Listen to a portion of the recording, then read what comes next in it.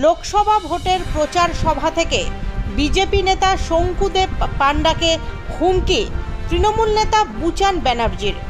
লোকসভা ভোটের আগে দক্ষিণ 24 পরগনার বজবজ 2 নম্বর ব্লকের রানিয়া পুয়ালি ময়দানে মহিলা তৃণমূল কংগ্রেসের উদ্যোগে তৃণমূল প্রার্থী অভিষেক ব্যানার্জির সমর্থনে একটি জনসভা ছিল।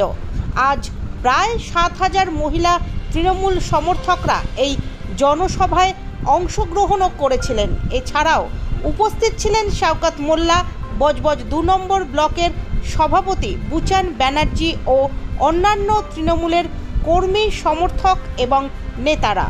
এই সভা থেকে বুচান ব্যানার্জি হুমকি দিলেন বিজেপি নেতা শঙ্কুদেব পাণ্ডাকে।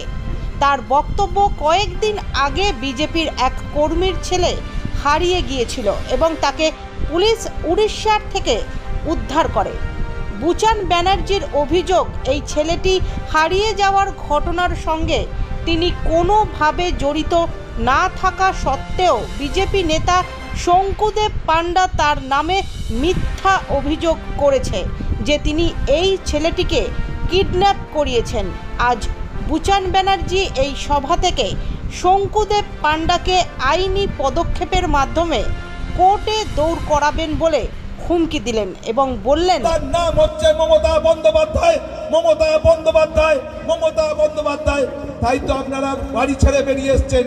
আগে আপনারা বাড়ি থেকে বেরোতে গেলে স্বামীর পারমিশন লাগতো, শাশুড়ির পারমিশন লাগতো।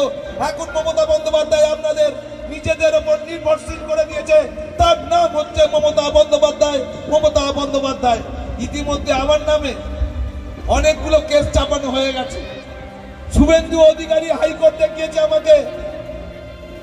শঙ্কুদেব পাণ্ডা ওয়াশিং পাউডার নির্মা, তিনি আমাকে একটা মিথ্যে কেসে, কিডন্যাপের কেসে হাইকোর্টে গেছিলেন। অ্যাপিল করে সেখানে ঝামা ঘষে দিয়েছে। সেই কিডন্যাপটা শুভেন্দু অধিকারী, বিজেপির দাবড়া নেতারা আমাকে ফাঁসার চেষ্টা করেছিল।